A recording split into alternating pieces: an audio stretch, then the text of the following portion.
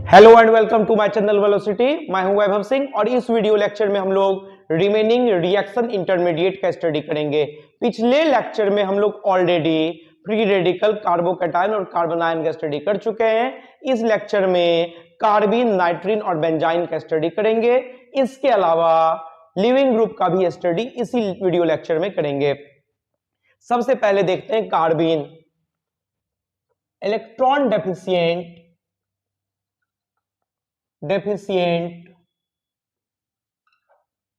and neutral carbon species having two bond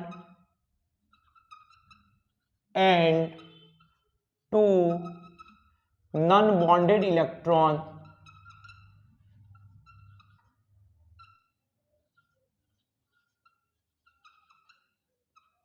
is called carbene. वो carbon species जिसमें carbon के पास दो bond हो और दो इलेक्ट्रॉन जो कि कार्बन के पास हो, दैट मींस किसी दूसरे एटम के साथ वो जुड़ा हुआ नहीं होगा, दैट मींस शेयर्ड इलेक्ट्रॉन नहीं होगा, तो ऐसे स्पीशीज को हम लोग बोलेंगे कार्बीन।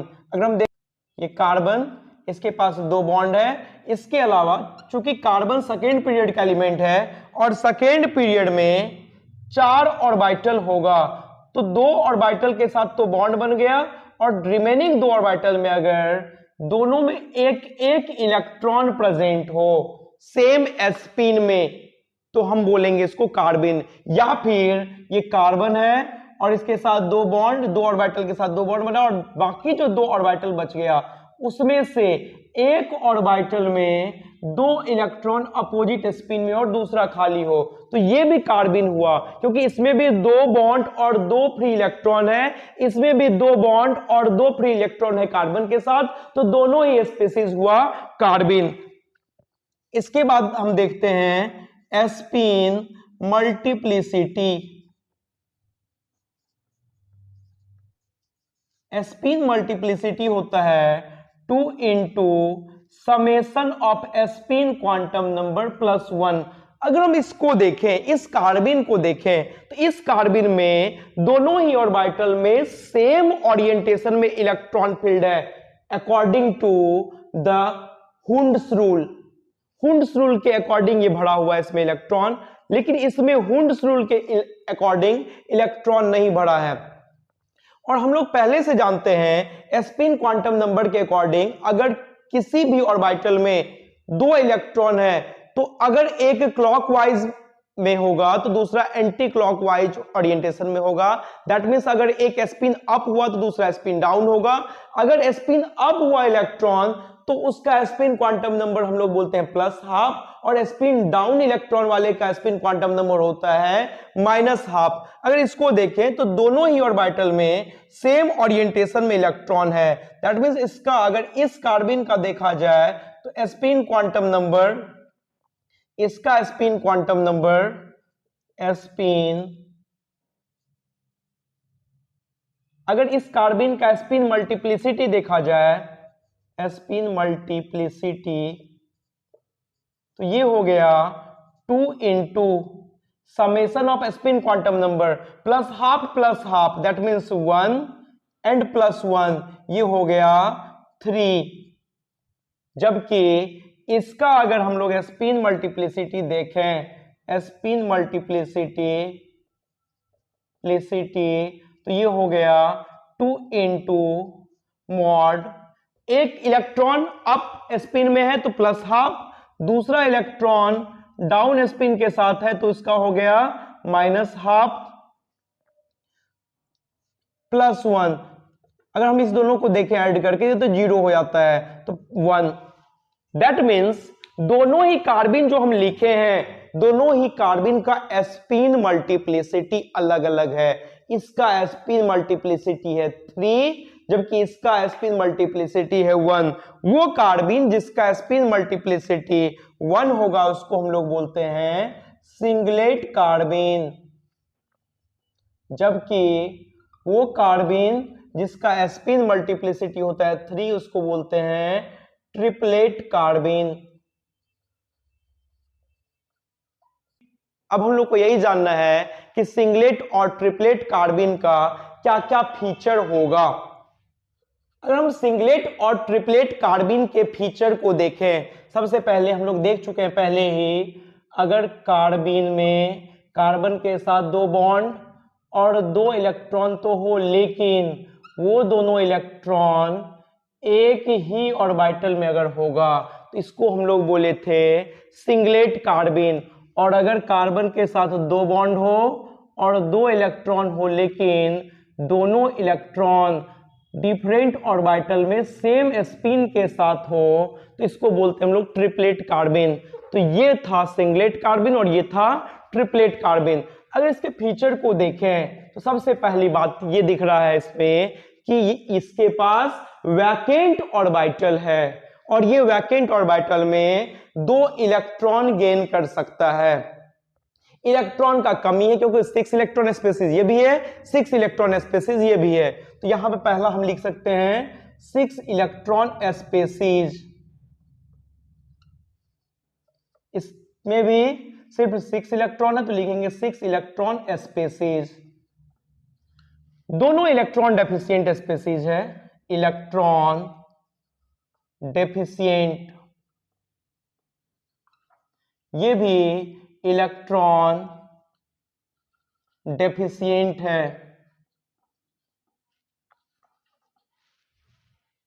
अगर इसमें देखें इलेक्ट्रॉन का कमी है तो किसी से इलेक्ट्रॉन ले सकता है, ये भी किसी से इलेक्ट्रॉन ले सकता है, तो दोनों इलेक्ट्रोफाइल की तरह बिहेव कर सकता है। Can behave as electrophile, can behave as electrophile.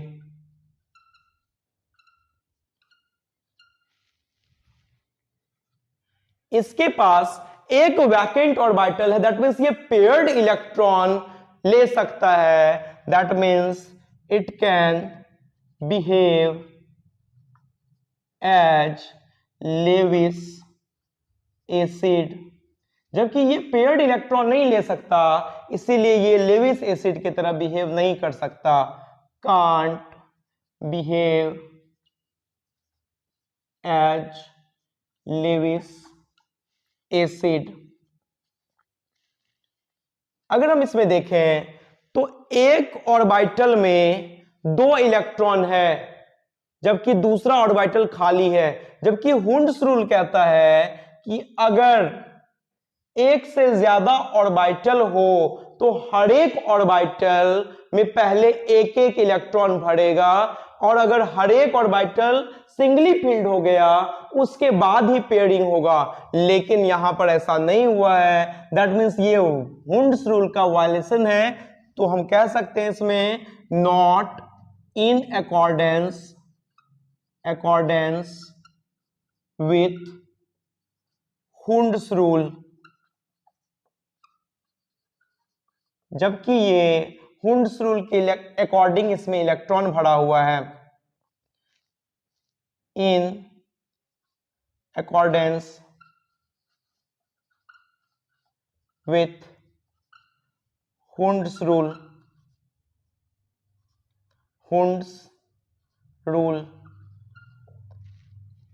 अगर इसमें देखें एक ही ऑर्बिटल में 2 इलेक्ट्रॉन, दैट मीन्स ये बाय रेडिकल की तरह बिहेव नहीं कर सकता, रेडिकल नहीं हुआ। जैसे प्री रेडिकल में हम पहले ही बता चुके हैं एक ऑर्बिटल में एक इलेक्ट्रॉन है, अगर ऑर्बिटल में सिंगल इलेक्ट्रॉन होगा तभी वो रेडिकल होगा। Can't behave as biradical, जबकि ये बाय रेडिकल की तरह बिहेव कर सकता है। Can behave as biradical. अगर इसमें हम देखें इसमें हर एक ऑर्बिटल पेयर्ड है और पेयर्ड स्पेसीज हुआ इसलिए ये, जबकि इसमें हर एक ऑर्बिटल पेयर्ड नहीं है तो पेयर्ड स्पेसीज नहीं है। पेयर्ड स्पेसीज और ये है अनपेयर्ड।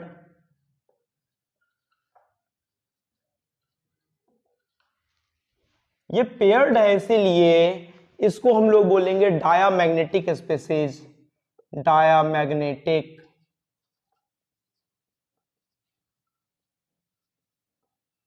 और ये है पैरामैग्नेटिक।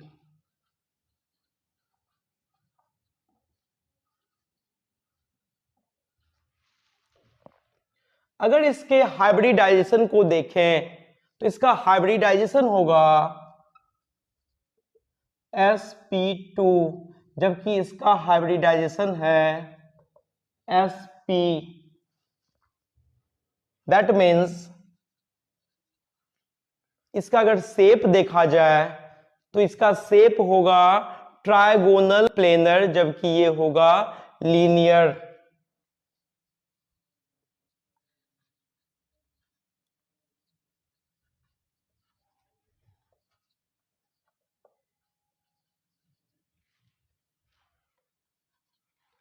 अगर इसमें हम देखें तो एक अनपेयर्ड ऑर्बिटल है, बट ये अगर देखा जाए तो हुंड्स रूल को फॉलो नहीं किया हुआ है। हुंड्स रूल को फॉलो नहीं करने के कारण से एक ही ऑर्बिटल में 2 इलेक्ट्रॉन है तो इलेक्ट्रॉन के बीच का रिपल्सन ज्यादा होगा, जबकि यहां पर जो 2 फ्री इलेक्ट्रॉन है दोनों डिफरेंट ऑर्बिटल में होने के कारण से इलेक्ट्रॉन के बीच रिपल्सन कम होगा और इसी कारण से इसका स्टेबिलिटी कम होगा और इसका स्टेबिलिटी ज्यादा होगा। स्टेबिलिटी को देखें, stability is less generally, stability is more generally. But अगर बैक बॉन्डिंग हुआ, बैक बॉन्डिंग होने के कारण से चूंकि इसके पास एक वैकेंट ऑर्बिटल है, आराम से इसका वैकेंट ऑर्बिटल पेयर्ड इलेक्ट्रॉन ले सकता है, तो यहां पर स्टेबिलिटी उस कंडीशन में बढ़ जाएगा, जबकि यहां पर स्टेबिलिटी नहीं बढ़ पाएगा। But in case of back bonding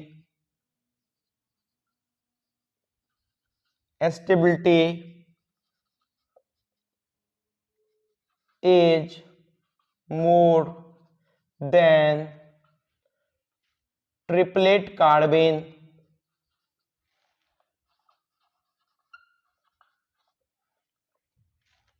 but in case of back bonding stability is less than singlet carbene. यही कार्बीन का कुछ फीचर है। इसके बाद जो नेक्स्ट इंटरमीडिएट आता है वो है नाइट्रीन। इलेक्ट्रॉन डेफिशिएंट नाइट्रोजन स्पेसीज को हम लोग बोलते हैं नाइट्रीन। Electron deficient nitrogen species is called नाइट्रीन।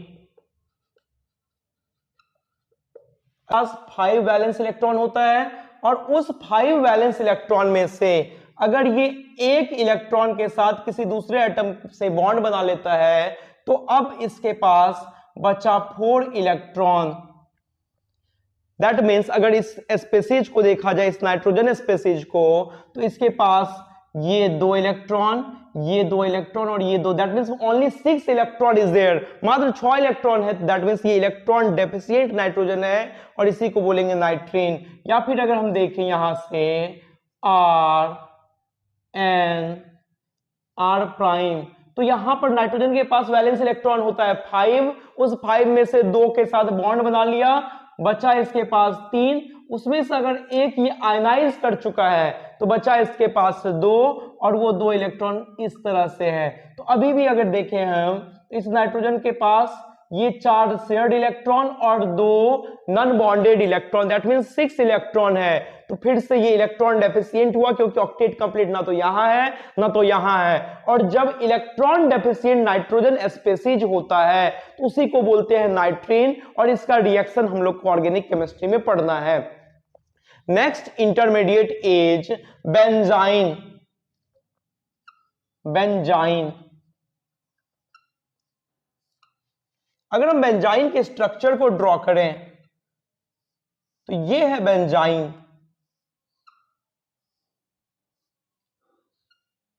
ये है बेंजाइन।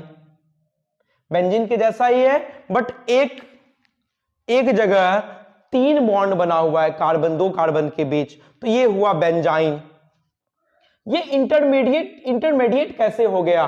जबकि अगर हम देखें तो इसके पास 6 पाई इलेक्ट्रॉन डिलोकलाइज हो रहा है पूरे रिंग पर, और 6 पाई इलेक्ट्रॉन डिलोकलाइज होने का आंसर ये एरोमेटिक है। एरोमेटिक तो जनरली ज्यादा स्टेबल होता है और इंटरमीडिएट तो बहुत कम स्टेबल होता है। तो फिर ये इंटरमीडिएट कैसे हो गया? तो इसका रीजन को देखते हैं। अगर हम देखें 6 मेंबर रिंग को, तो 6 मेंबर रिंग को अगर हम देखें तो उसमें बॉन्ड स्ट्रेन बहुत ज्यादा होगा, और जब भी हाइब्रिडाइजेशन हम लोग चेक करते हैं वो शेप के अकॉर्डिंग चेक किया जाता है, ना कि हाइब्रिडाइजेशन के अकॉर्डिंग शेप ड्रॉ किया जाता है। तो यहां पर अगर यहां से शेप अगर देखें तो कहीं से भी लीनियरिटी नहीं दिख रहा है। 6 मेंबर के रिंग में लीनियर कैरेक्टर नहीं डेवलप होता है, जबकि जहां पर ट्रिपल बॉन्ड होता है वहां पर लीनियर कैरेक्टर होता है, sp हाइब्रिडाइज होता है। यहां पर अगर देखा जाए इस कार्बन का हाइब्रिडाइजेशन, इस कार्बन का हाइब्रिडाइजेशन, तो ये sp2 हाइब्रिडाइज्ड है, ये sp2 हाइब्रिडाइज्ड है, ये कार्बन भी sp2 हाइब्रिडाइज्ड है, ये भी sp2 हाइब्रिडाइज्ड है। ये देख करके तो लगता है अच्छा ट्रिपल बॉन्ड है, दैट मींस ये sp हाइब्रिडाइज्ड होगा, लेकिन ऐसा है नहीं। ये भी sp2 और ये भी sp2 हाइब्रिडाइज्ड है। पाई बॉन्ड हमेशा अनहाइब्रिड ऑर्बिटल बनाता है।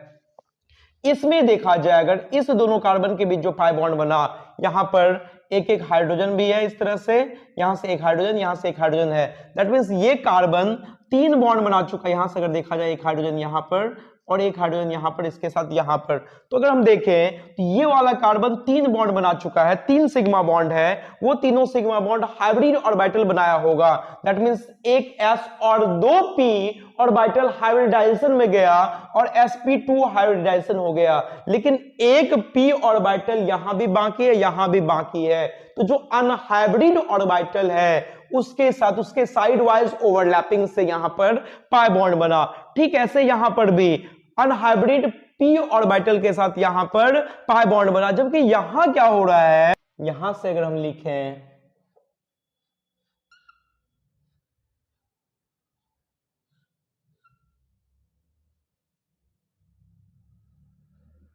इस दोनों कार्बन में एक अनहाइब्रिड p है और वो अनहाइब्रिड p के साइड वाइज ओवरलैपिंग से एक पाई बॉन्ड बन रहा है, जबकि दूसरा पाई बॉन्ड, चूंकि ये sp2 हाइब्रिडाइज्ड है इसीलिए दूसरा pi bond sp2 hybrid orbital के साइड वाइज ओवरलैपिंग से बनेगा। 1 pi bond is formed by sidewise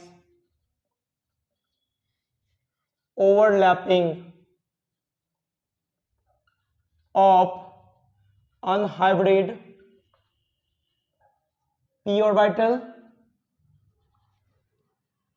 while other pi bond is formed by sidewise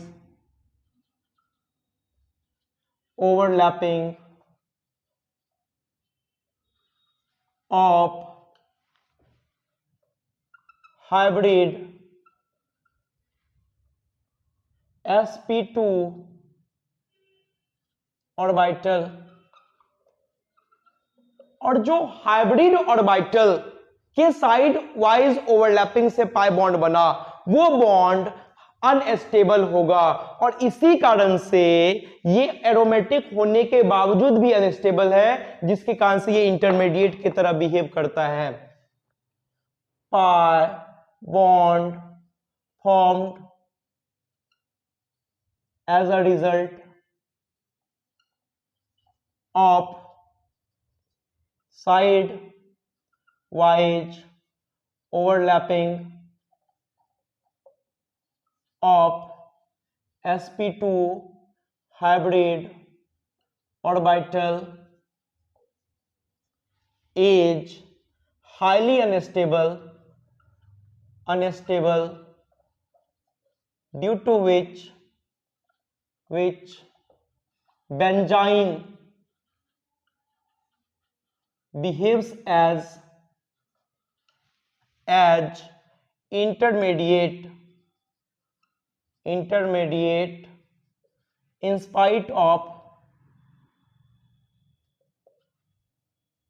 intermediate although it is aromatic. ये इसका रीजन है इंटरमीडिएट होने का, क्योंकि 6 मेंबर के रिंग में लीनियरिटी नहीं आता है। लीनियरिटी नहीं आने के कारण से यहां पर हाइब्रिडाइजेशन sp ना होकर के sp2 हो गया और sp2 हाइब्रिड ऑर्बिटल के साइड वाइज ओवरलैपिंग से एक पाई बॉन्ड बना जो अनस्टेबल बॉन्ड हो गया और उसी कारण से ये स्पेसीज अनस्टेबल हो गया, जिस कारण से ये इंटरमीडिएट की तरह बिहेव करने लगता है। इसके बाद हम लोग पढ़ेंगे लिविंग ग्रुप का कंसेप्ट। अगर हम देखें एक रिएक्शन,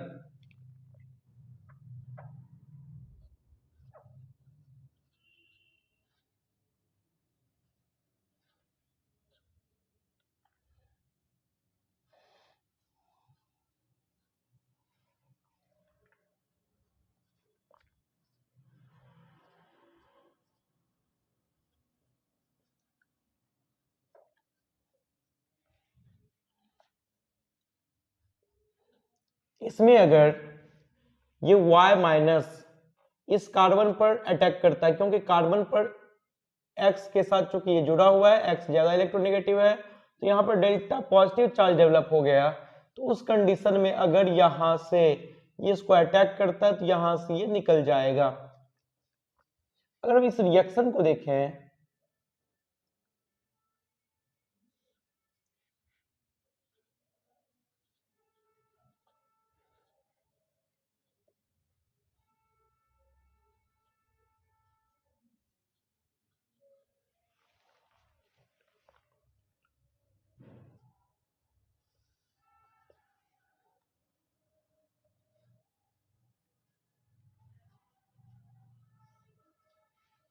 अगर हम ये बोले कि Y इस कार्बन पर अटैक करने के बदले यहां के H को, इस कार्बन के H को कैप्चर कर ले रहा है, तो इस कंडीशन में ये हो गया RCH डबल बॉन्ड CH2 और यहां से फिर से ये X निकल गया और चूंकि YH को कैप्चर किया था तो ये HY प्लस X माइनस।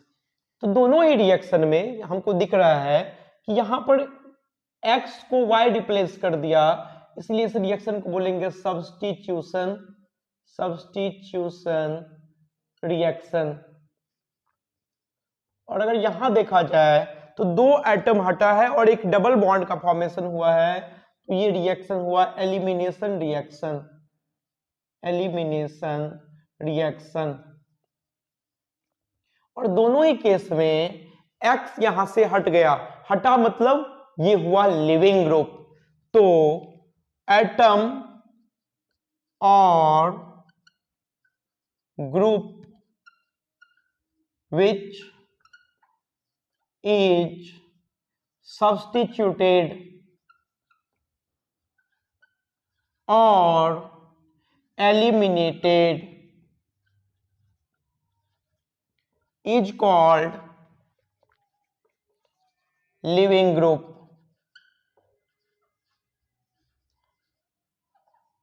तो एलिमिनेशन या सब्स्टिट्यूशन रिएक्शन में जो ग्रुप निकल गया उस ग्रुप को हम लोग बोलेंगे लिविंग ग्रुप। तो लिविंग ग्रुप का जो फीचर होगा उसमें हम लोग देखेंगे कैसे जानेंगे कि कौन ग्रुप निकलेगा, कौन बढ़िया लिविंग ग्रुप होगा, बेटर लिविंग ग्रुप कौन है, कौन पुअर लिविंग ग्रुप है। तो ध्यान रखना है, weaker the base the better it is as a living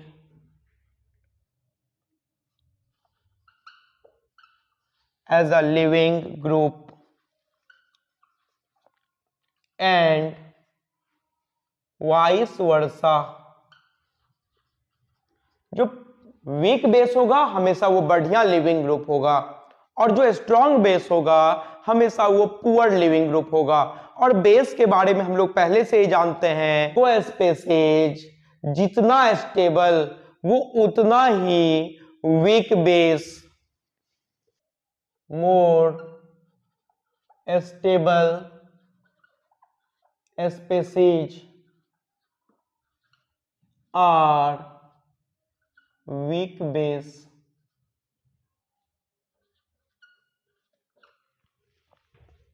तो अब हम लोग को कंपेयर करना है, देखना है कि कौन, अगर कुछ स्पेसीज दिया हुआ है तो कौन बढ़िया लिविंग ग्रुप है, कौन पुअर लिविंग ग्रुप है। कंपेयर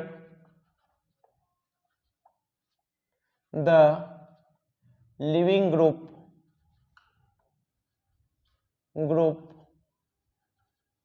एबिलिटी, ये कंपेयर करना है हम लोग को।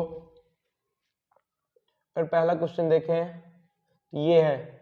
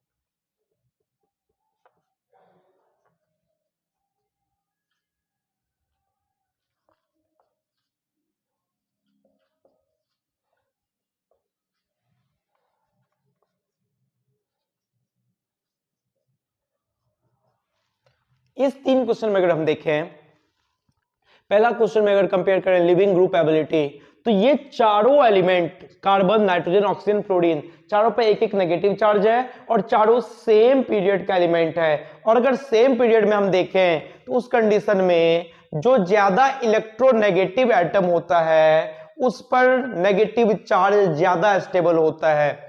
इस चारों में सबसे ज्यादा इलेक्ट्रोनेगेटिव फ्लोरीन है, इस पर नेगेटिव चार्ज ज्यादा स्टेबल, और अगर ज्यादा स्टेबल स्पेसीज है तो वो हमेशा वीक बेस होगा, और अगर वीक बेस है तो वो बेटर लिविंग ग्रुप होगा। दैट मीन्स अगर लिविंग ग्रुप एबिलिटी देखें इसमें हम, तो सबसे ज्यादा बढ़िया लिविंग ग्रुप इसमें डी, फिर सी, फिर बी और फिर ए। इसी तरह से इसमें अगर देखें हम तो ऑक्सीजन के पास लोन पेयर है, नाइट्रोजन के पास लोन पेयर है। नाइट्रोजन का अगर स्ट्रक्चर देखा जाए तो एन ट्रिपल बॉन्ड एन है, यहां लोन पेयर है। जबकि बाकी में अगर देखें यहां NH3 का स्ट्रक्चर, तो ये है NH3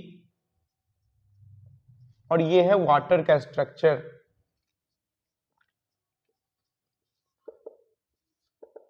ऑक्सीजन, नाइट्रोजन और नाइट्रोजन पर लोन पेयर है, बट यहां दिख रहा है क्लियरली ये sp हाइब्रिडाइज्ड नाइट्रोजन है। परसेंटेज s कैरेक्टर बढ़ने के साथ इलेक्ट्रोनेगेटिविटी बढ़ जाता है, और अगर इलेक्ट्रोनेगेटिविटी बढ़ गया यहाँ पर, जनरली अगर sp3 हाइब्रिडाइज ऑक्सीजन और नाइट्रोजन रहे तो ऑक्सीजन ज्यादा इलेक्ट्रोनेगेटिव होता है, बट यहाँ पर ये नाइट्रोजन sp हाइब्रिडाइज्ड है, जिस कारण से इसका इलेक्ट्रोनेगेटिविटी ऑक्सीजन के रिस्पेक्ट में बहुत बढ़ गया, और अगर इसका इलेक्ट्रोनेगेटिविटी बहुत बढ़ गया तो लोन पेयर यहाँ पर ज्यादा स्टेबलाइज होगा। इस कंडीशन में ये वीक बेस के तरह बिहेव करेगा और weak base better living group होता है। तो अगर इसमें लिविंग ग्रुप एबिलिटी देखें तो सबसे स्ट्रॉन्ग लिविंग ग्रुप हुआ इसमें बी। इसके बाद अगर इस दोनों में देख कंपेयर करें ऑक्सीजन सॉरी वाटर और अमोनिया में, तो ऑक्सीजन पर लोन पेयर ज्यादा स्टेबलाइज होगा इन कंपेयर टू नाइट्रोजन पर लोन पेयर। इसी कारण से वाटर बेटर लिविंग ग्रुप होगा और सबसे इसमें पुअर होगा अमोनिया। इसमें देखा जाए फ्लोरीन क्लोरीन ब्रोमीन आयोडीन चारों पर एक एक नेगेटिव चार्ज है और ये चारों एक ग्रुप का एलिमेंट है। अगर एक ग्रुप में कंपेयर करें तो जैसे जैसे नीचे की ओर जाते हैं तो वॉल्यूम बढ़ता है, वॉल्यूम बढ़ने के कारण से चार्ज डेंसिटी घटेगा और चार्ज डेंसिटी जिसका कम होगा उसका बेसिक स्ट्रेंथ भी कम होगा क्योंकि वो ज्यादा स्टेबल स्पेसीज होगा। तो इस कंडीशन में अगर हम बोलें इस चारों में सबसे वीक बेस होगा I माइनस, जबकि सबसे स्ट्रॉन्ग बेस होगा F माइनस। इसी कारण से सबसे बढ़िया लिविंग ग्रुप इसमें होगा I minus, that means D, उसके बाद Br माइनस, उसके बाद Cl माइनस और सबसे पुअर होगा यहां पर Fa माइनस। अगर हम नेक्स्ट क्वेश्चन देखें,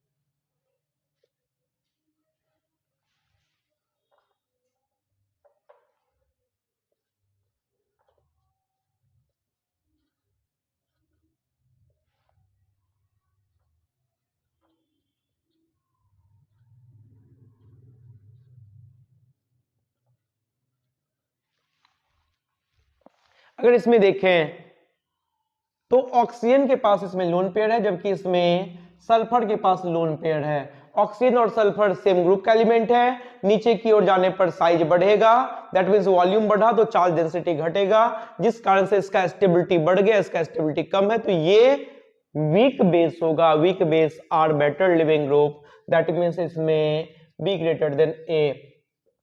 सेम चीज यहां पर भी, यहां पर चार्ज डेंसिटी सल्फर पर चार्ज डेंसिटी घट जाने के कारण से स्टेबिलिटी बढ़ गया, जिस कारण से इसका बेसिक स्ट्रेंथ भी घट गया और लिविंग ग्रुप एबिलिटी बढ़ गया। तो यहां पर नेक्स्ट यहां पर अगर देखा जाए तो सेम चीज, ये SO3 माइनस ग्रुप तो सेम है, बट यहां CH3 है और यहां पर CF3 है। फ्लोरीन के होने के कारण से ये -I ग्रुप होगा, दैट मींस यहां से इलेक्ट्रॉन डेंसिटी को अपनी ओर शिफ्ट करवाएगा, जबकि ये +I ग्रुप है और ये +I ग्रुप होने के कारण से इलेक्ट्रॉन डेंसिटी इसका बढ़ाएगा, जिस कारण से ये बेटर लिविंग ग्रुप हो जाएगा। इसको हम लोग कहते हैं ट्रिपलेट आयन और इसको बोलते हैं हम लोग मेजाइलेट आयन। इसमें अगर देखें तो ये C डबल बॉन्ड O पे माइनस, जबकि S डबल बॉन्ड O पे माइनस। यहां रेजोनेंस ज्यादा है, रेजोनेंस ज्यादा होने के कारण से यहां पर इलेक्ट्रॉन का डिलोक्लाइजेशन ज्यादा होगा, जिस कारण से इसका बेसिक स्ट्रेंथ घटेगा और लिविंग ग्रुप एबिलिटी बढ़ जाएगा। नेक्स्ट क्वेश्चन अगर हम देखें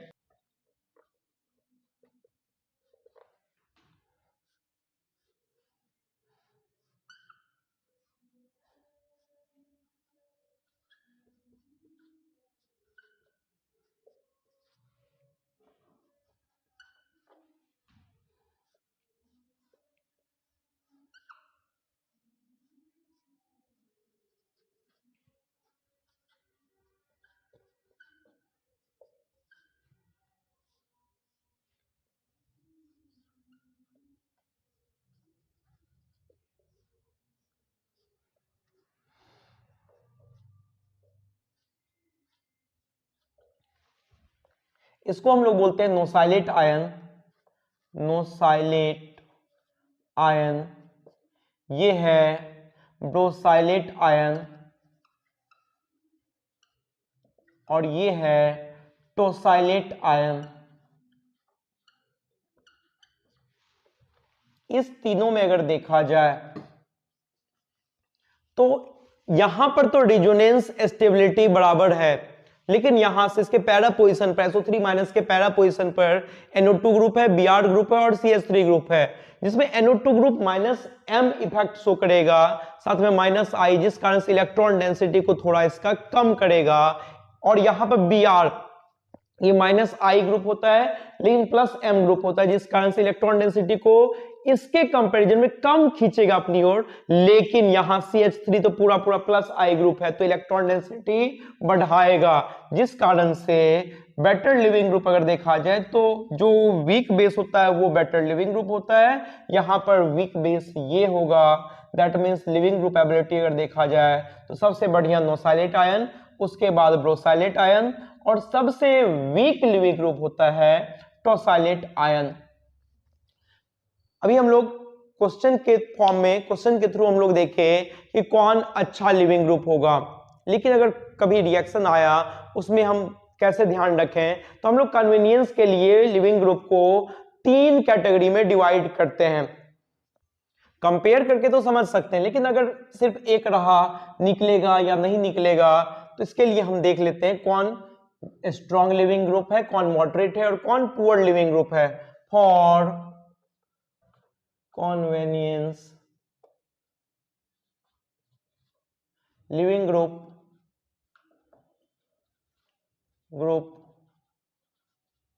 can be divided into 3 categories.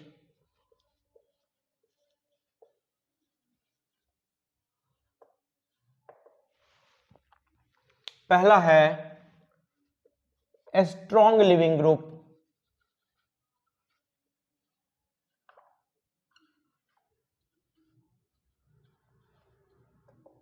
वो group that can live from 1 degree और 2 डिग्री और 3 degree carbon in polar solvent। वो लिविंग ग्रुप जो 1 डिग्री 2 डिग्री या 3 डिग्री कोई भी कार्बन उससे निकल जाता है, उसको बोलते हैं हम लोग स्ट्रॉन्ग लिविंग ग्रुप, बस पोलर सॉल्वेंट होना चाहिए। अगर एग्जांपल देखें स्ट्रॉन्ग लिविंग ग्रुप का तो ये होगा H2O, पहले ही देख चुके हैं हम लोग, ये बहुत स्ट्रॉन्ग लिविंग ग्रुप होता है। N2 बहुत स्ट्रॉन्ग लिविंग ग्रुप होता है। अल्कोहल बहुत स्ट्रॉन्ग लिविंग ग्रुप होगा, ये बहुत स्ट्रॉन्ग लिविंग ग्रुप होगा। ये सब जो भी है ये बहुत स्ट्रॉन्ग लिविंग ग्रुप माना जाता है। H2O, N2, ROH, RSH, H2S। Next आता है moderate leaving group.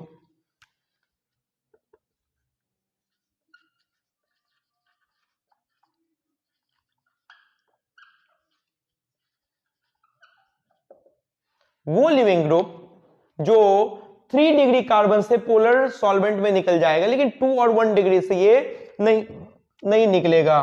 Group that can live from 3 degree carbon but cannot live from 1 degree और 2 degree carbon in polar solvent without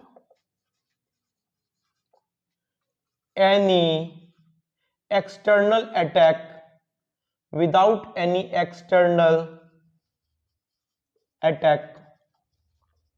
वो ग्रुप जो 3 degree carbon से तो पोलर सॉल्वेंट में निकल जाता है, लेकिन 2 डिग्री और 1 डिग्री कार्बन के साथ ये पोलर सॉल्वेंट में भी नहीं निकलेगा, तब तक जब तक कोई एक्सटर्नल अटैक इसके ऊपर ना हो।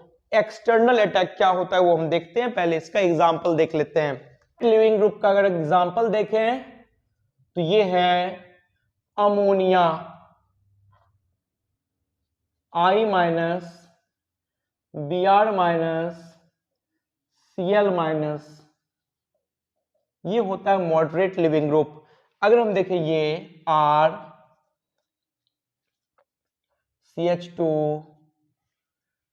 और यहां से अगर हम बोले यहां पर आयोडीन लगा हुआ है और एक OH माइनस आता है, इस कार्बन पर अटैक करता है, तो यहां से पोलर सॉल्वेंट में ये आयोडीन निकल गया और बना RCH2OH प्लस I माइनस। ये कार्बन 1 डिग्री कार्बन है। 1 डिग्री कार्बन से आयोडीन चूंकि I पे माइनस, चूंकि ये मॉडरेट लिविंग ग्रुप है, खुद से निकलेगा ही नहीं जब तक कोई एक्सटर्नल अटैक ना हो। दैट मींस यहां पर दिख रहा है OH माइनस इस कार्बन पर अटैक किया, जिस कारण से ये आयोडीन निकला। बाहर से कोई ग्रुप अगर अटैक करता है तब अगर कोई निकला तो उसी को कहते हैं external attack. That means moderate leaving group कभी भी अगर 1 डिग्री या 2 डिग्री कार्बन से निकल रहा है पोलर सॉल्वेंट में, तो हमेशा वो एक्सटर्नल अटैक के कारण ही निकलेगा। और थर्ड यहां पर लिविंग ग्रुप है वो है poor leaving group. Poor leaving group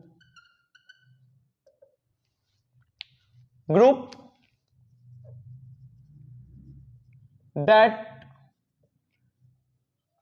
can't live either from 1 degree or 2 degree or 3 degree carbon in polar solvent without an internal attack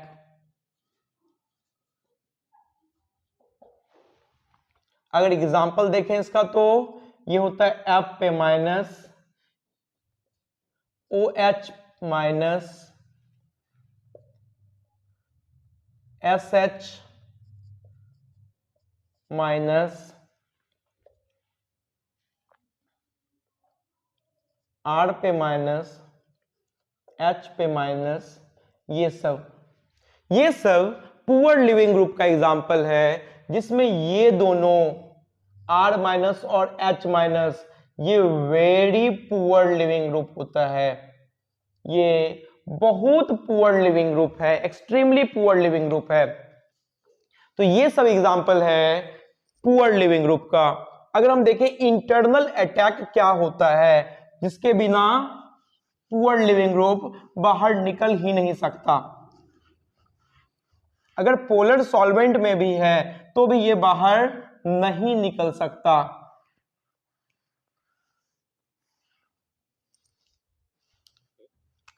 poor leaving group में एक और एग्जांपल आता है OR माइनस। ये बहुत ही अच्छा एग्जांपल है पुअर लिविंग ग्रुप का। अगर हम देखें R C O पे माइनस C O पे माइनस, यहां से R प्राइम, ये OCH3 और यहां OCH3 है। पोलर सॉल्वेंट प्रेजेंट है, लेकिन OCH3 that means OR minus ये पुअर लिविंग ग्रुप है, ये खुद से निकल ही नहीं सकता। तो अब क्या होगा, ये O पे माइनस यहां से क्या करेगा, ये बॉन्ड का फॉर्मेशन करेगा। जैसे ही O पे माइनस से कार्बन ऑक्सीजन के बीच में डबल बॉन्ड बना, ये OCH3 बाहर हो गया। दैट मींस ये बन गया R C double bond O R prime plus 2 molecule OCH3, 2 मोल OCH3 माइनस निकल गया। तो हम कह सकते हैं ये जो लिविंग ग्रुप है, जो इंटरनल अंदर में कोई ग्रुप था वो जब अटैक किया तब जब बाहर निकला, तो ऐसे लिविंग ग्रुप को बोलते हैं हम लोग पुअर लिविंग ग्रुप। और इस अटैक को बोलते हैं अंदर में, स्पीशीज के अंदर में, मॉलिक्यूल के अंदर में ही क्या हुआ, बॉन्ड का फॉर्मेशन हुआ, जिस कारण से एक बॉन्ड टूट गया। तो इस तरह का जो अटैक होता है उसको कहते हैं इंटरनल अटैक। तो यही था लिविंग ग्रुप के बारे में कुछ डिस्क्रिप्शन। इसके बाद नेक्स्ट वीडियो लेक्चर में हम लोग पढ़ेंगे types of organic reaction. Thank you.